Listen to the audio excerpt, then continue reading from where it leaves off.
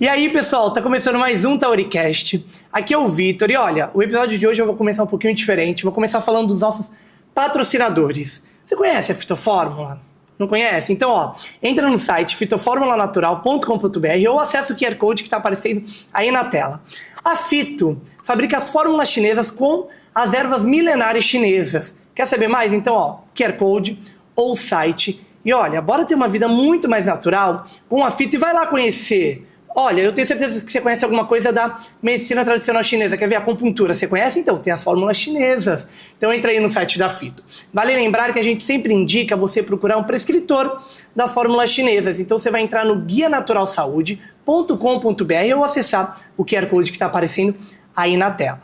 Olha, não achou de perto da sua cidade? Não tem problema. Tem vários prescritores que atendem de forma online. Então, acessa aí guianaturalsaude.com.br. Agora, o nosso outro patrocinador é o Espaço Taori, que é esse espaço maravilhoso onde a gente está gravando, junto com a Taori Marketing, que é a agência que cuida aqui do espaço. O QR Code das duas estão aparecendo aí na tela. Entra no site spacotaori.com.br para conhecer esse espaço maravilhoso, que você consegue dar curso, dar aula, consegue gravar, ter o seu podcast, dá para realizar o seu evento aqui, cabe mais de 120 pessoas. E também acessa aí o Instagram da agência Taori Marketing.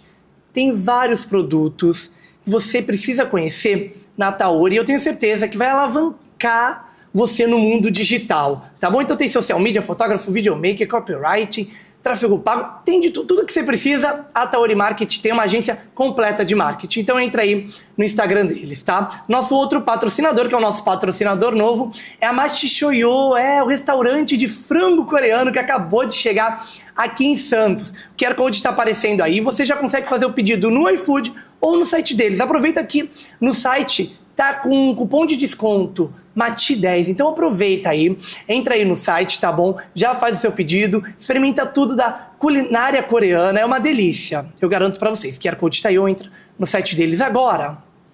Bora pra nossa convidada.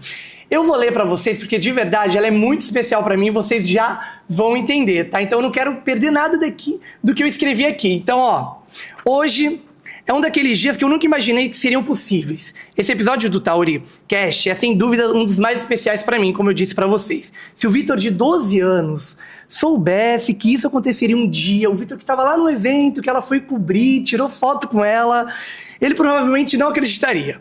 Porque a convidada de hoje é alguém que, sem saber, me inspirou a seguir no jornalismo, é isso mesmo.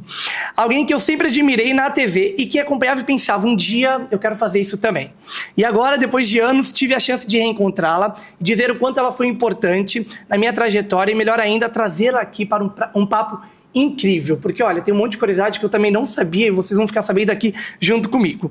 Ela tem uma história impressionante, começou no jornalismo Começou no jornalismo quase por acaso, tô nervoso, hein? Mas construiu uma carreira sólida e admirável. Foi repórter, apresentadora, viajou o mundo, cobrindo histórias marcantes, passou por desafios, encarou coberturas que poucos teriam coragem de fazer.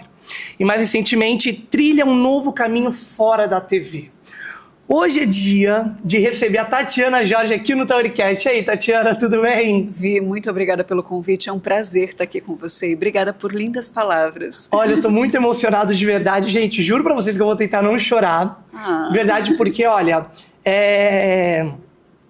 a gente tava conversando ontem, conversando antes, eu voltei pra Santos em 2011, que eu morei um tempo no Espírito Santo, e a partir daí eu comecei a acompanhar muito mais, né, a TV Tribuna, vendo você todo dia. E eu lembro que já em 2012 eu falava pra minha mãe, olha, eu quero ser jornalista, e eu corria, saía da escola, tem que assistir o jornal, tal, de manhãzinha, vendo você lá. Então, assim, de verdade, você é uma inspiração mesmo e muito obrigado por estar aqui. Fico lisonjeada, de verdade. Olha, vamos começar, e aí eu gosto de começar com um clássico. Eu coloquei aqui, você inicialmente queria ser piloto de caça, quero saber muito disso. Chegou a prestar o vestibular para Academia de Força Aérea, mas naquela época a mulher não podia voar, tá certo isso? Exatamente. E aí, em que momento o jornalismo entra na sua vida depois desse desafio de não poder voar? Pois é. Primeiro, eu queria morar no tronco de uma árvore, cuidando de crianças, velhinhos e animais. Adorei. Assim, super plausível, não é mesmo? Mas não dava. Aos 7 anos eu descobri que não dava. E eu resolvi ser piloto de caça, as mulheres não podiam ainda na ocasião, e eu fiz um teste vocacional. Depois de prestar a Academia da Força Aérea, que na ocasião só podia trabalhar como intendente, então era a parte administrativa e não me apetecia, eu fiz um teste vocacional que deu comunicação. Minha primeira graduação foi Publicidade e Propaganda, e aí eu ganhei uma bolsa, ganhei bolsa mérito, ainda na Faculdade de Publicidade, e depois uma bolsa parcial por conta das notas, para fazer jornalismo. Eu fiz jornalismo por acaso mesmo, porque eu gostava do universo acadêmico, e me apaixonei. Nossa, olha, tava em publicidade que tá ali, né? Tudo comunicação, Pois e é. foi pro jornalismo. Eu fiz duas faculdades, duas graduações. Mas ao mesmo tempo, não? Não, terminei uma, e aí logo como eu foi gostava pro- do universo acadêmico e consegui a bolsa parcial, aí eu fiz jornalismo. Depois disso eu ainda fiz especialização em marketing, economia, telejornalismo, pós-graduação em comércio e relações internacionais, e recentemente terminei uma pós em influência digital, e agora eu faço uma pós em neurociência e comportamento.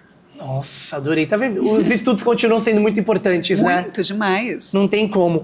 E aí, você foi fazer o seu primeiro estágio na TV Bandeirantes. Isso. E aí, o que eu queria saber é como é que o estágio, ele te moldou para você chegar até onde você chegou e como você vê a importância da gente passar antes pelo estágio. O estágio em si é a oportunidade de, primeiro, você ter um contato com a vida real, né? Porque quando nós estamos ali diante dos livros é uma outra realidade, mas principalmente são as pessoas que entram no seu caminho. Naquele momento entrou a Solange, que é minha madrinha no jornalismo, né? Eu tive a oportunidade de conhecê-la já ali, nós trabalhamos juntas na TV Tribuna também e é uma grande amiga até hoje. Então é a oportunidade de você ter contato com a vida real, basicamente. E ali, quando você foi pro estágio, em que área você ficou? Você já foi direto pra TV? Não? Era TV. TV direto? Eu trabalhava numa agência de publicidade registrada CLT. Olha. E pedi demissão para não ganhar nada num estágio na época, onde eu trabalhava com a Solange, e nós cobríamos ela como jornalista, e ela me ensinou muito já naquela ocasião, porque inclusive eu fiz vídeo pela primeira vez ali com ela, com a anuência dela e o ensinamento todo, né, que ela me passou. E nós cobríamos toda a Baixada Santista, então nós gravávamos nessa região em várias cidades. Foi muito bacana. Já comecei ali a viajar bastante e a fazer vídeo. Caramba, também. que legal, como repórter. que legal. Porque eu acho que na época a TV Bandeirantes já tinha afiliada ou não? Eles eram de São Paulo? Tinha uma afiliada Tinha menor, hoje é maior aqui. Entendi. Sempre. Nossa, que sensacional. Já na parte de estágio, viver tudo isso. Pois é. Muito, muito legal. E aí depois outros desafios vieram e aí você vai para Campinas. Apresentar o telejornal, é isso mesmo? Isso mesmo, porque eu fazia um programa empresarial chamado TV Cozipa, Uhum. que ganhou o prêmio Aberge e tal, Olha! que era o melhor programa empresarial do país. Caramba! E, por acaso, uma pessoa mandou uma fita como portfólio para Campinas, e nessa fita tinha uma imagem minha apresentando. Eles precisavam de apresentador, me encontraram em Santos e me convidaram para ir para lá. Foi muito surreal, foi muito rápido. E aí eu fui para Campinas, estive lá por 1 ano e meio, apresentando e fechando o jornal, quando eu recebi essa oportunidade de vir para a TV Tribuna, para a Globo aqui local, né? Uhum. Só para cobrir férias. E mais uma vez eu pedi demissão de carteira assinada, Também. CLT, tudo certinho, por uma coisa insegura, mas que me faria mais feliz. Com quantos anos você foi para Campinas? Eu fui para Campinas com 25 anos, então eu Nova. tinha terminado minha segunda faculdade, tinha acabado de terminar a faculdade Sim. mesmo, e voltei para Santos em 2007, eu fiquei lá 1 ano e meio, mais ou menos, e depois de uma viagem para a Índia, onde eu fiz um documentário, um Rota do Sol, que é um antigo programa da TV Tribuna, eu acabei vindo para cá.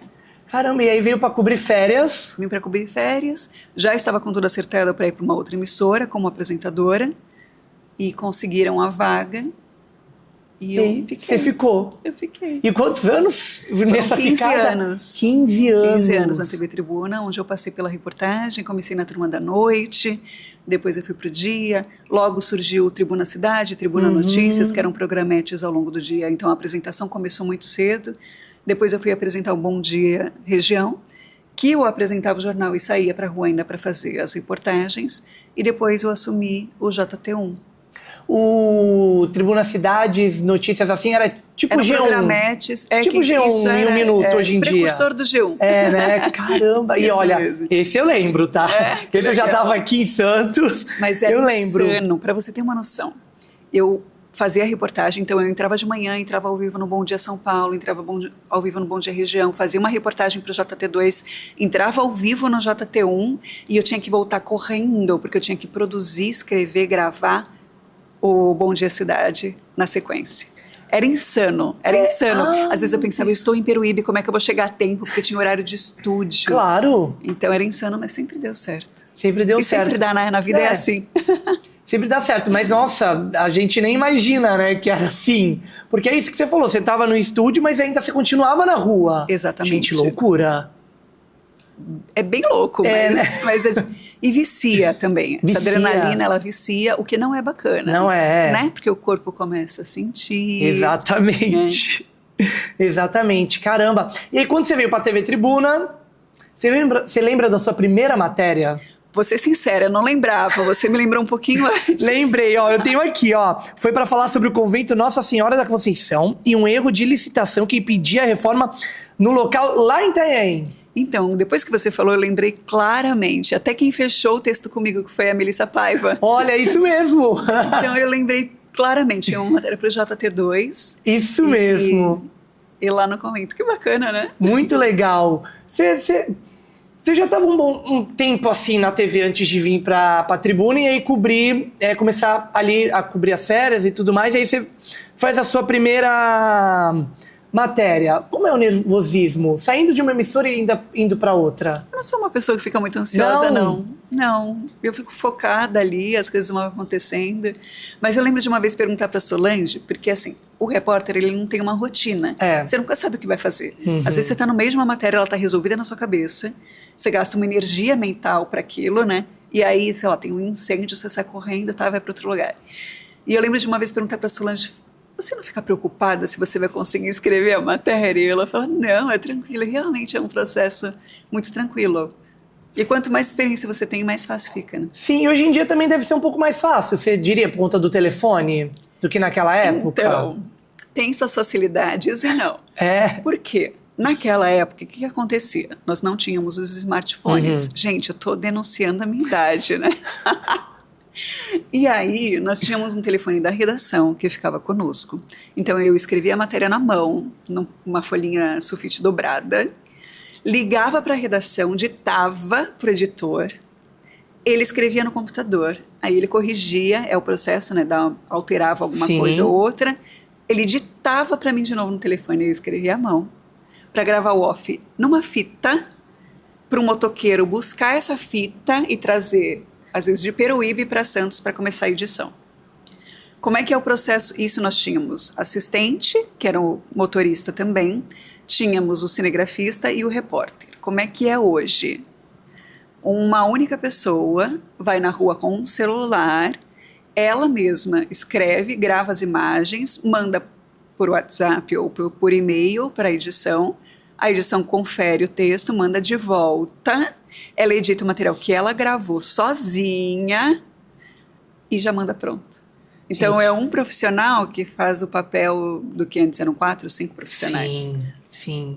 Que é o vídeo repórter, né? É o vídeo repórter. Vídeo repórter. Mas olha que curioso, eu estava na faculdade ainda quando eu fiz o meu primeiro curso de vídeo repórter.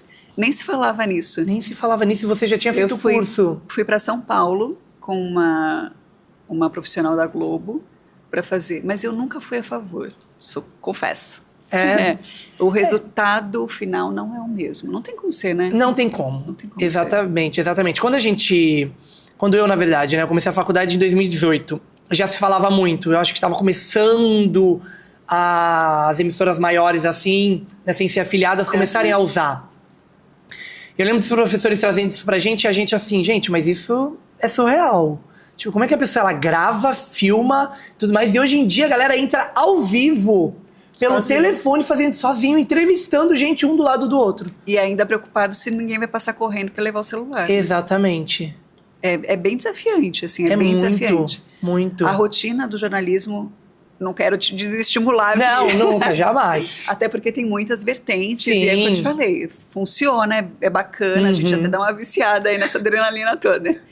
Mas a rotina é bem cansativa, porque além da quantidade de horas, a ausência de uma rotina, a ausência de feriados, finais de semana, você ainda tem fica sobrecarregado, né? Mas é a Fica. regra do jogo. Né? É a regra do jogo. E quem tá é porque gosta. Então, Gosta, exatamente. tá E na tudo faculdade bem. a gente já... Eu lembro na primeira aula, o professor disse assim, jornalista não tem férias. Aí eu, oi? E a gente já escuta há muito tempo. Eu lembro que eu tava com viagem marcada, tudo pronto pro exterior e tal, e o Bom Dia São Paulo fez uma edição especial com o Bocardi, onde ele escolheu 5 cidades, 5 praças para apresentar junto. E Santos era uma delas. Que foi no emissário? Que foi no emissário. Eu foi lembro, incrível. tá? Gente, tô falando que é minha inspiração e eu sou fã mesmo. Muito viu? obrigada. Eu lembro que eu acordei cedo, que eu ia pra escola, mas assisti, viu? E foi histórica, né? Foi muito bacana. E eu já conheci o Bocardi, que eu já tinha trabalhado com ele na Globo de Londres, ele sempre muito generoso e tal. E ou eu apresentava, né? Ou alguém me substituiria, porque eu já estava de viagem marcada, perdi a viagem. Mas eu quis fazer parte, porque era importante. Não, um momento importante também. E tem muito dessa coisa da responsabilidade. Eu acho que o jornalista por si só, por exemplo, eu trabalhei muitas vezes doente. Não porque minha chefia quisesse, pelo contrário. Mas porque tem a questão da responsabilidade. Se faltar, imagina, é um pandemônio para você conseguir ajustar a escala, sabe? Então tem essa questão também de que, não, sou eu, devo ser eu tenho que estar lá, eu não vou sobrecarregar uma outra pessoa por conta disso. Acho que isso é coisa de jornalista, viu? Porque às vezes eu sou a mesma coisa aqui com o Tauricast. natural. Nossa, que loucura. Olha, você falou sobre ter trabalhado em Londres e eu não lembro desse momento da sua vida, de verdade, sendo sincero. Foi em 2009. Em 2009 você foi para Londres. Para Londres, em 2011 em Nova York. Tudo pela Globo Internacional. Isso. Eles convidaram e você foi. Foi um processo muito bacana, assim. Eu fui para Londres, a priori eu ia só para estudar. Então, aproveitar também as férias, para estudar, ficar em homestay lá. E acabou rolando com o Marcos Lozecan, e aí eu fiquei esse período maior, né? Em Londres. E aí, em 2011... E depois, em 2011, também a mesma coisa.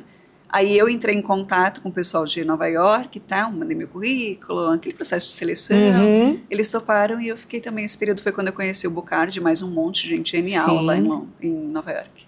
Meu, que legal, que legal. E deve ser muito diferente, né? Eu sou a única jornalista aqui da nossa região que passou por esse processo. É mesmo? Aliás, eu sou a única em muitas coisas, porque viagem humanitária também. Isso, eu queria muito falar disso também, dessas viagens. Mas aí antes, só sobre ainda a parte da Globo Internacional, por que não ficou? Você ficaria? Eu ficaria na de Nova York, não. De Londres, sim. Mas a de Londres eu sofri para voltar, vou te falar, para voltar para a vida real. E é muito estranho, né? Porque, imagina, eu morava num apartamento que nós dividíamos, éramos em 7 pessoas. Porque é uma outra realidade, todos estudantes. Eu estudava, então de manhã eu ia para a escola de inglês. De lá eu pegava um metrô, eu comia no metrô. Eu passava no mercado e ia comendo no metrô para chegar na TV, porque o horário da TV brasileira é diferente lá por conta do fuso, né? Tem que acompanhar os jornais daqui. E aí eu ficava até de noite, saía de lá, eu sou uma pessoa super caseira, mas morando em Londres eu era o quê? A baladeira. Todas as noites eu fazia alguma coisa para aproveitar muito, né? E foi genial. E não se trabalhava aos finais de semana, raríssimo. Então eu aprendi muito, muito. Aqui no Brasil, quando você fala, trabalho na Globo, tal, as portas se abrem, porque as pessoas têm a noção da audiência. Quando eu falava, olha, eu trabalho na Globo do Brasil, para alguém da Áustria, por telefone, que eu queria convencer a fazer uma entrevista, a pessoa falava, oi? E aí você tinha que mostrar a audiência do Fantástico, que era maior do que muitos países unidos da Europa juntos, tal. Então era todo um processo de convencimento, era muito bacana. E inglês, né? Em inglês. Por telefone. E o desafio. Pois é, mas muito bacana. Nossa, muito legal. Mas você já foi com alguma coisa do inglês? E aí já aprimorou? Já, e aprimorei. Porque é diferente, né? Inglês. Não, completamente diferente. Londrino pro americano, uma né? outra língua, a gente está sempre aprendendo. Sempre. E para o jornalista é ainda mais desafiante. Por quê? Você tem um vocabulário do seu dia a dia, que você consegue conversar com as pessoas, e de repente você vai fazer uma matéria sobre o setor, sei lá, aéreo, que tem um monte de termo específico e que com os quais você jamais teve contato. Então é muito desafiante, né? Sim, nossa, mas deve ter sido sensacional. Foi muito legal. Sensacional. E aí, agora falando do que você trouxe, que você foi uma das únicas a fazer matéria... De viagem humanitária? Isso, aqui na de Baixada não teve mais ninguém. Não teve mais ninguém. Nenhuma louca, nenhum louco. E aí aqui eu peguei sobre a Nigéria.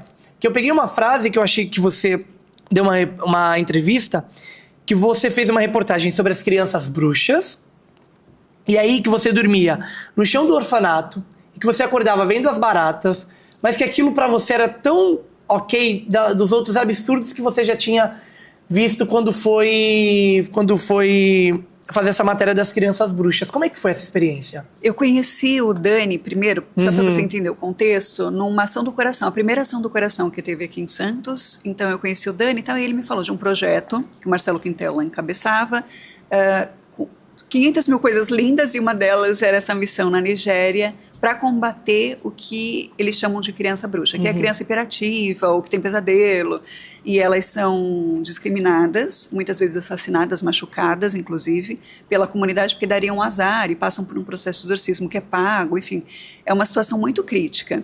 E aí eu resolvi que eu queria ir. Eis que fui falar com o Marcelo, fiquei 1 ano para convencê-lo que eu queria ir, até foi difícil na época convencer o meu chefe também a me deixar ir. Por quê? Porque as mulheres eram brancas, estupradas, sequestradas, estupradas e devolvidas mediante pagamento. Então eu fui a primeira mulher branca que foi com eles. Na ocasião nós somos em 6 homens e eu única de mulher. Foram 6 homens e só você de mulher. E a situação lá era muito crítica, né? Muito crítica. Nós dormíamos no chão do orfanato, não tinha energia elétrica. Então foram várias histórias muito fortes em relação às crianças. Eu pulei muro, eu fugi de homem com facão, enfim, foram muitas situações assim bem críticas. E eu lembro de retornar e meu pai falar: você nunca mais vai.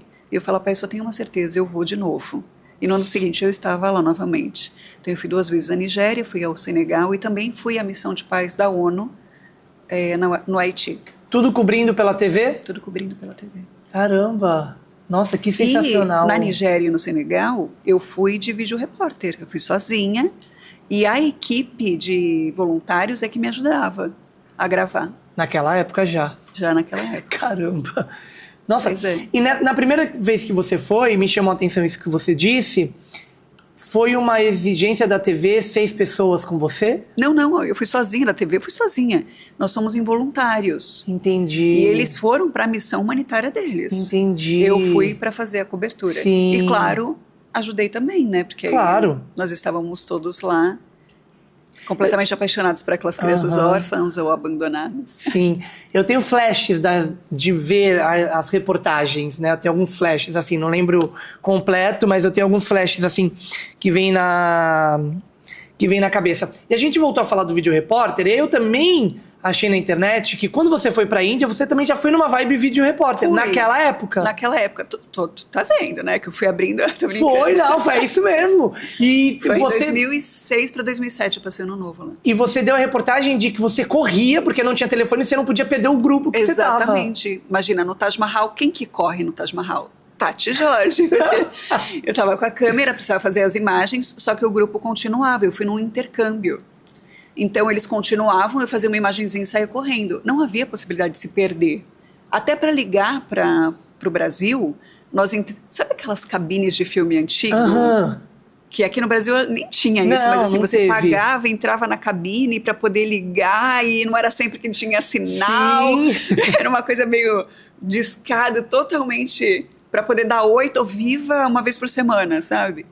Então, se eu me perdesse lá, eu me perderia, acho que pra vida, porque era muito difícil. Meu, que medo, né? Mas foi muito gostoso. Não, certeza. Eu tenho certeza disso. E aí, agora eu trago aqui, que eu também peguei sobre o livro. Eu queria muito falar sobre o livro. Que o nome do livro é Nos Abismos da Esperança, que você escreveu junto com o Marcelo e com o Guito. Exatamente. Sobre essas experiências que vocês tiveram. Exatamente. A primeira vez que nós fomos, eu, Marcelo e mais uma série de voluntários. E na segunda vez o Gito estava também, mas ele já tinha ido outras vezes. Inclusive ele que continua à frente hoje desse projeto. Legal. Nós escrevemos as nossas experiências na época, muito emocionados.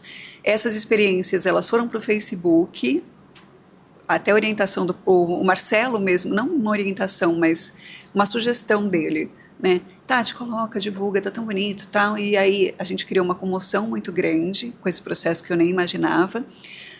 Nós juntamos esse material depois e se transformou no livro Nos Abismos da Esperança. Nós vendemos o livro, ele deu sold out já. Olha! Foi muito legal.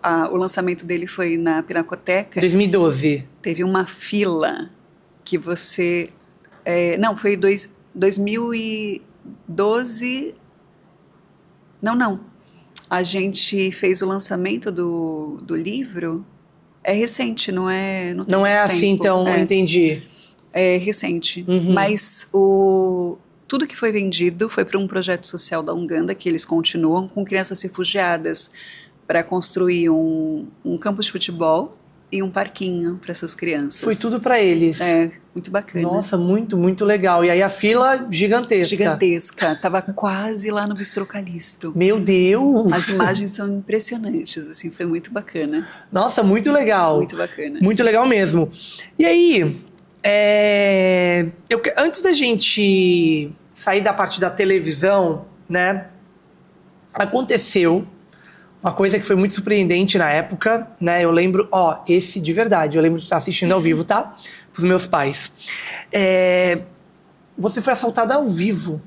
E, gente, foi ao vivo mesmo. Primeira vez de novo, tá, gente? Inclusive, eu falava que a gente podia entrar pro recorde. Nossa, sim. Pro Guinness. É verdade.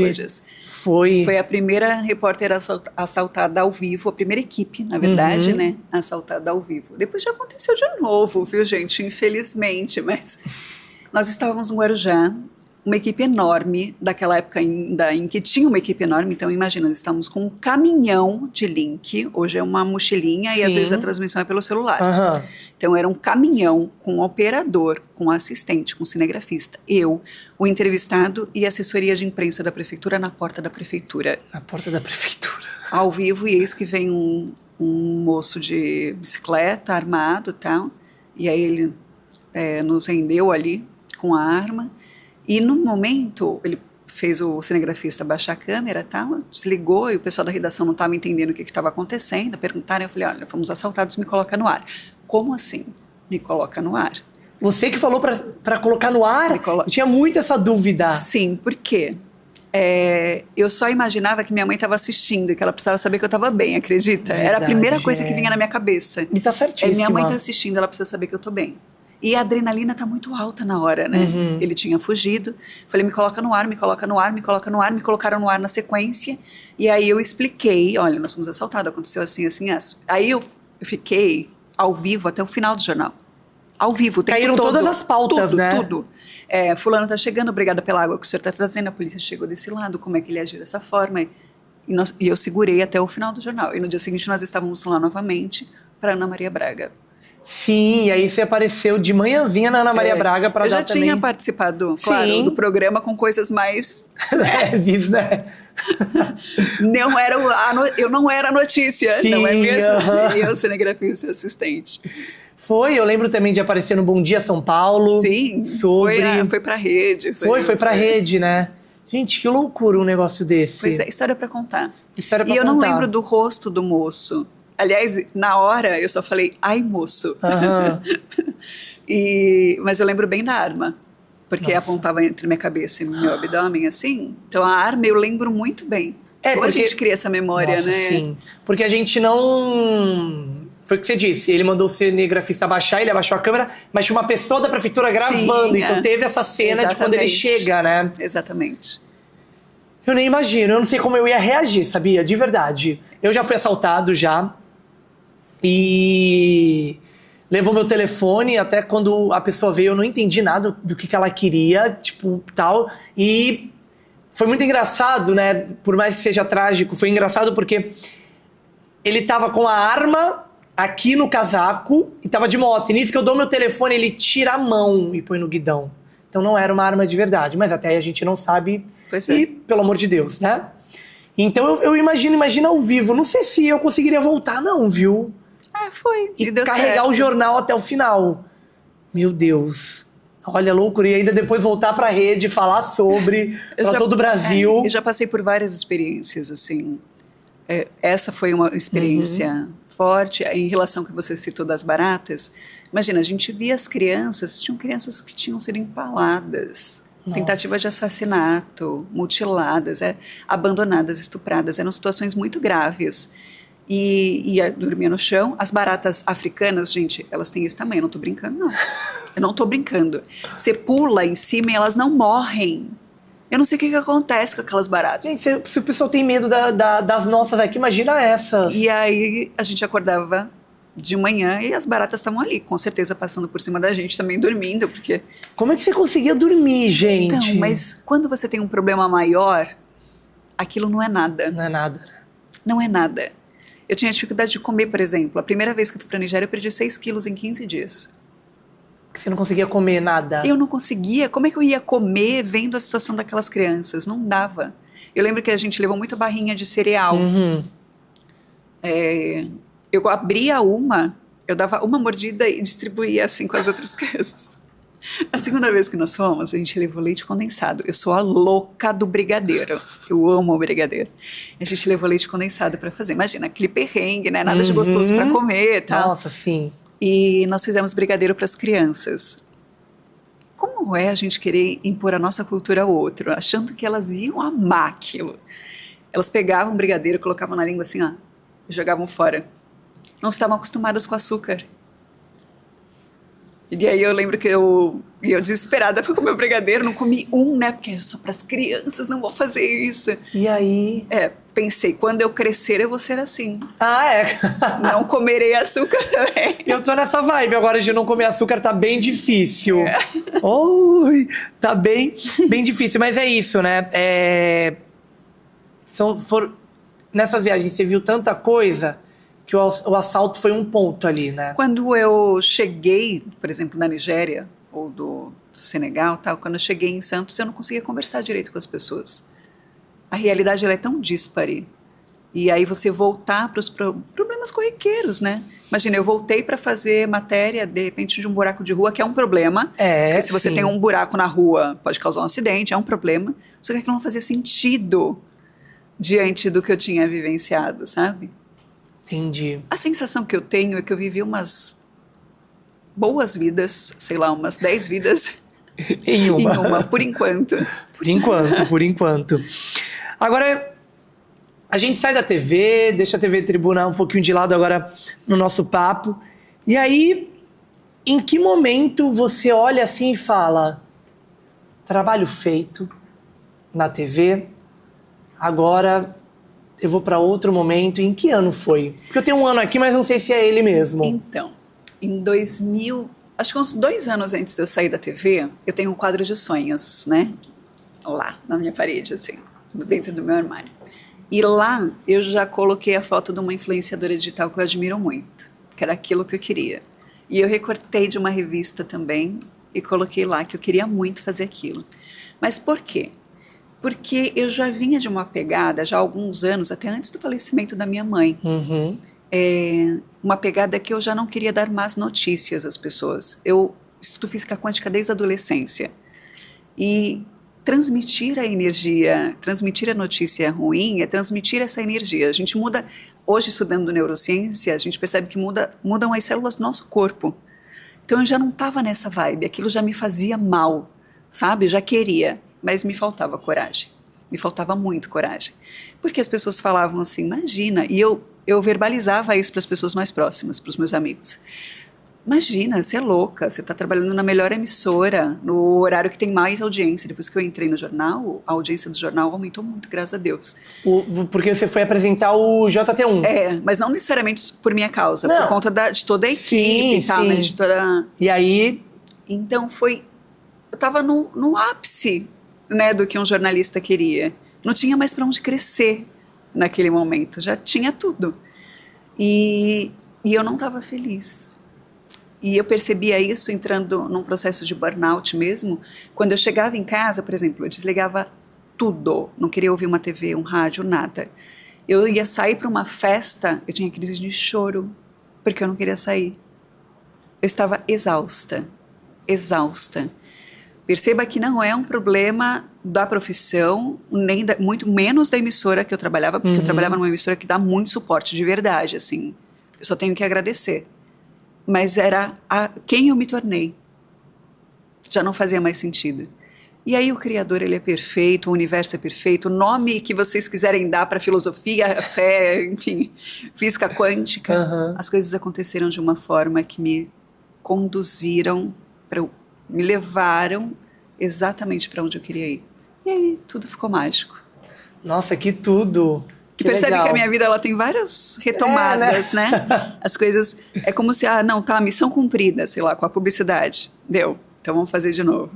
Deu, vamos fazer de novo, e assim vai indo. Não, eu imagino como deve ter sido pra essa galera de tipo, meu Deus, você tá apresentando o jornal. Tipo assim, você tá na maior emissora da Baixada, na afiliada, você tá da Globo e tudo mais, em que momento? E aí...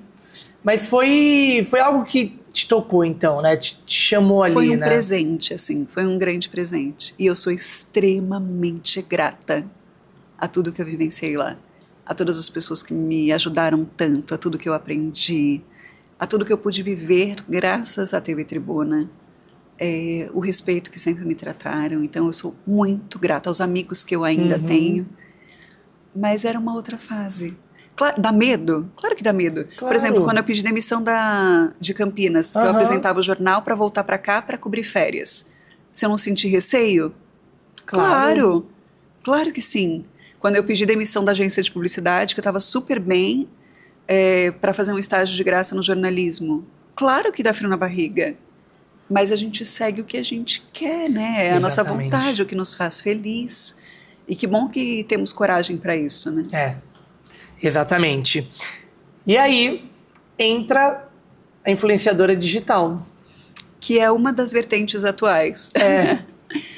E eu gosto muito desse processo, porque hoje eu converso muito mais de perto com o meu público, porque ele me responde, né? Então tem essa interação que é muito bacana. Eu recebo mensagens, por exemplo, se eu não posto alguma coisa de manhã, tá tudo bem com você? O que aconteceu? Nossa, eu entro todos os dias de manhã no seu Instagram para ver o que você postou. Então, você me inspira de alguma forma. Como eu fiquei sentida, emocionada, na verdade, tocada pelo que você falou no início desse podcast, dessa gravação. Eu escuto isso das pessoas e é incrível, sabe? É maravilhoso. Porque agora é a Tati, não é só a Tatiana Jorge. Né? Agora é a Tati, sou eu quem eu realmente sou. Sim, pra mim é até estranho. Que a gente tava conversando, Tati, eu falo, ai gente, Tati, né? Pra mim, Tatiana Jorge por tanto tempo, né? E é muito curioso, porque anda na rua e as pessoas sabem, e acontece alguma coisa e elas te perguntam. Todos os dias tem uma resposta assim, sabe? É muito bacana. Ontem eu fui estacionar o carro e o moço falou pra mim, aquele lugar que você faz compras é bom mesmo, eu tô pensando em ir lá, sabe? E aí o meu carro tinha dado um problema, chegou no mecânico, ele, você não tinha postado nada hoje?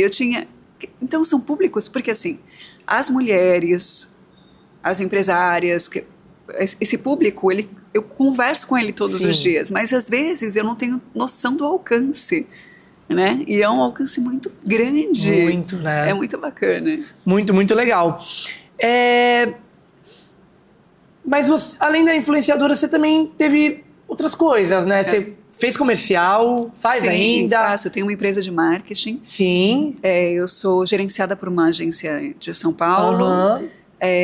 Estou como CEO do Lead Mulher, que é o maior grupo. Quero muito falar sobre isso. Que tem na América Latina. Ele está presente em todo o planeta, em todos os continentes, mas é o maior empresarial da América Latina. Caramba! Eu estou como CEO aqui no Litoral Paulista, então é um grande desafio, está sendo uma experiência incrível, com grandes empresárias também, e empresários. Estou como diretora de imagem pública do Rotary também, onde a gente está fazendo uma reformulação total da imagem pública do Rotary Santos. Olha, que legal! Que é o maior Rotary do Brasil, que é aqui de Santos. E a gente está fazendo uma reformulação da imagem pública para continuar com as próximas gestões, que eu acredito muito nisso, nessa continuidade. Então, são várias vertentes, são várias Tatis numa Tati só. E quando eu comecei essa nova fase, E eu ainda me questionava porque eu não compreendia. Por muitos anos eu fui uma pessoa só, né? Então era só a jornalista, trabalhando CLT ali certinho. E de repente eu tinha muitas facetas. E convivendo com esses grandes empresários, porque o Lidão, né, que eles é um pool de empresários que tem um faturamento superior a 30 milhões por ano. Sim. Eles são sempre múltiplos. Então, os grandes empresários, eles são múltiplos, eles não fazem uma coisa só. E ali eu percebi, é isso. Essa sou eu. Essa sou eu e tantas facetas. E ainda dou palestras sobre autoconhecimento, então tem muitas coisas. Apresento eventos Eu ia falar isso, anos. Tem as apresentações de eventos também há muitos anos, né? Então hoje eu vou para São Paulo, para Brasília, para Minas Gerais, para vários lugares apresentar eventos. Que se tivesse ainda a Tati jornalista, seria um pouco mais difícil. Eu já fazia, mas eu negava muita coisa porque não podia viajar, né? Não dava para falar para o claro, chefe, estou indo viajar. Ganhar em um dia o que eu ganho em um mês aqui, mas eu tô indo viajar e já volto, tá? Segura aí. Não dava, então muita coisa a gente negava. Não, eu imagino. Quando foi que veio esse convite do LID? Foi o Jarbas, do nada veio o convite, ele falou que me viu num evento e que nesse evento em específico as pessoas se aproximavam e tiravam foto, e a maneira como eu lidava com os empresários, as empresárias que estavam lá, porque por conta da minha vida tem muito network, né? Eu conheço muita gente. Tem. E aí ele fez o convite, eu neguei, primeiramente eu neguei algumas vezes, porque eu achava que não ia encaixar na minha vida. Se eu fiz essa revolução para ter mais qualidade de vida, eu não queria colocar coisas a mais, né? Mas no final eu aceitei e está sendo uma experiência única, assim. Estamos agregando muito, as associadas são incríveis, muita gente nova entrou, a experiência é maravilhosa. E como funciona para entrar no LID? Precisa ser convidado. Convidado. Aí, as pessoas são convidadas, aí tem toda uma avaliação. Claro. Se for o perfil, aí tem um processo todo onde você se filia, paga uma anuidade para poder participar dos eventos. A gente pode chamar de projeto, não? O LID, não é um projeto. É um grupo empresarial. Um grupo empresarial e... Não, porque eu quero trazer a seriedade do LID, né? Ele é um... Sim, esse grupo empresarial é bem sério, é um grupo empresarial, né? Que foi criado há muito tempo já pelo Dória. Sim. Começou em São Paulo, foi se ampliando de tal forma que hoje está em todos os continentes. Ele é muito forte nos Estados Unidos, por exemplo.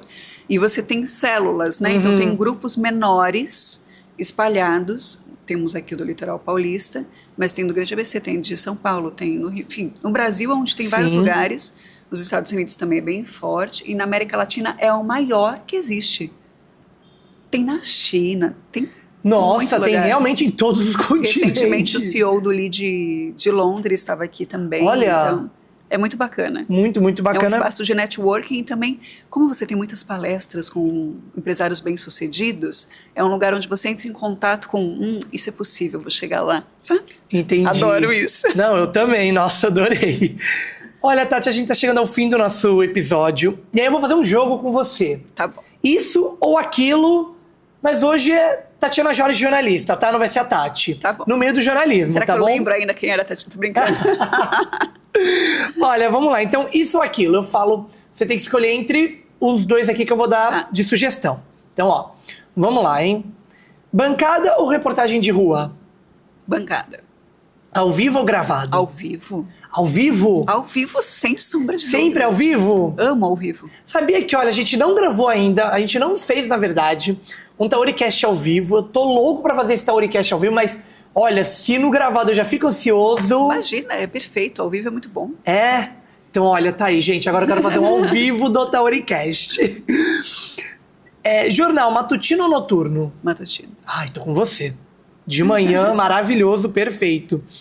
Jornalismo investigativo ou de entretenimento? Entretenimento. Amo também. Matéria no Brasil ou cobertura internacional? Internacional. Cobrir um evento político ou um evento esportivo? Político. Político mesmo? Olha, nossa! Quando eu tava na faculdade, uma galera fugia do jornalismo político. O esportivo, eu gosto de participar, né? Cobrir, não. Adorei.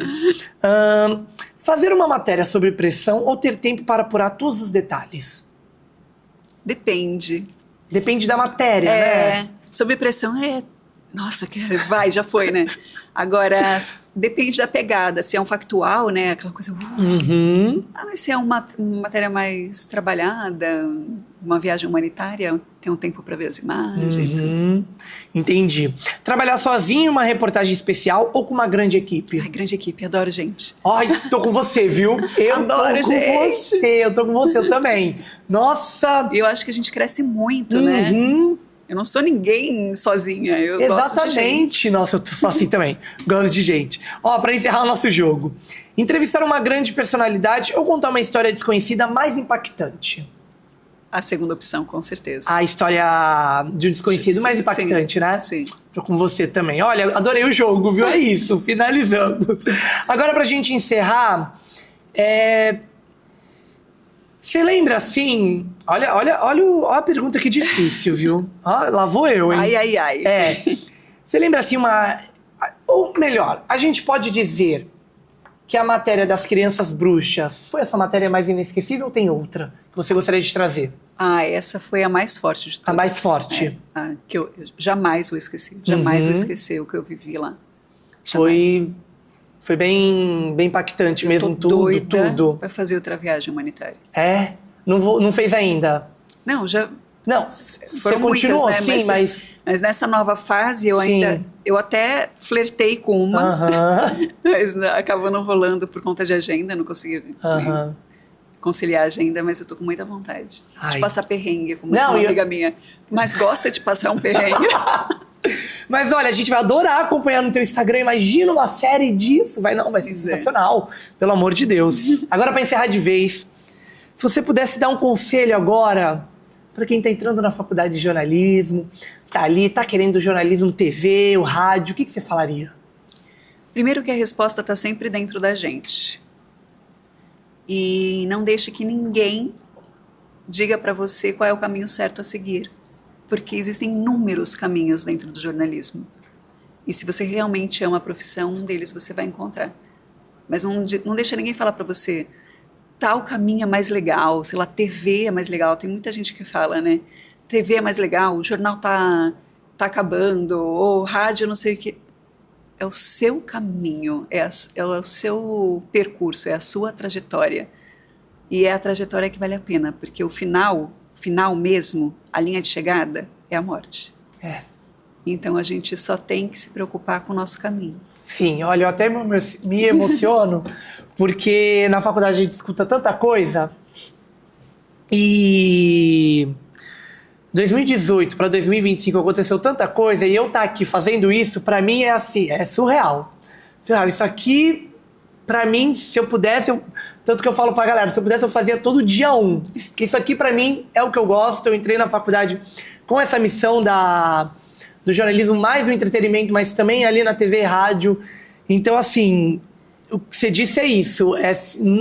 E Vi, pode mudar. Você pode gostar hoje de podcast e amanhã você não querer mais fazer podcast, querer fazer uma outra coisa completamente diferente. E que legal. E que legal que você mudou e que você não é a mesma pessoa.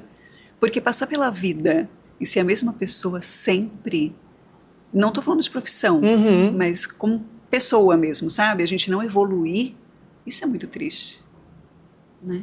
Permita-se. Sim, eu concordo. Porque tem muita coisa linda para acontecer ainda para você. Tem. Ai, obrigado, viu? De verdade mesmo. Olha, eu muito, muito feliz de ter gravado esse episódio com você.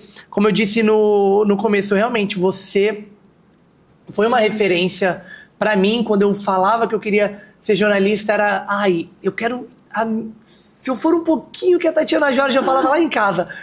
Se eu for um pouquinho dela, pra mim, já vai valer a pena. Obrigada. Então, e pra mim era uma realidade tão longe assim que eu ia encontrar você em algum momento assim da minha vida já como jornalista. Então, de verdade, muito obrigado, viu? E aí agora, a jornalista, vamos pra influenciadora, para as pessoas te acompanharem, qual é o seu Instagram, tudo mais. É Tatiana com Y, tem um charme, _Jorge. Jorge, aí lá no Instagram consegue te acompanhar, ver tudo que você faz. Tudo, tá tudo lá. E olha, gente, vale muito a pena ir lá acompanhar, tá? Eu tô lá acompanhando, então assim, vale muito a pena mesmo. Olha, chegamos ao fim de mais um episódio do Tauricast. Eu vou falar também para você me seguir, @VitorLeutes em todas as redes sociais. segue o Tauricast também em todas as redes sociais, tá? O episódio novo do Tauricast sai toda quarta-feira, tá? E aí na quinta, sexta, segunda e terça tem cortes maiores aqui no YouTube. Tá assistindo no YouTube? Se inscreve, curte o vídeo, pode deixar um comentário aqui pra Tati que depois a gente manda pra ela vir responder, ou a gente responde, sem problema nenhum. Se você tá aí nas plataformas e tá escutando e quer assistir, vai pro YouTube, mas se tá nas plataformas, dá pra seguir a gente também. Segue aí, deixa um comentário, que a gente tá acompanhando tudo. No TikTok você tem cortes menores de todos os nossos episódios, de episódio novo, antigo, vai ter também do episódio da Tati. Então, acompanha a gente em todas as redes sociais, @Tauricast. Tati, mais uma vez, muito obrigado, muito viu? Muito obrigada, foi um prazer estar aqui com você. Foi um prazer, foi meu. Seu querido. Ai, muito obrigado mesmo. Que a vida te presenteie com muita coisa boa.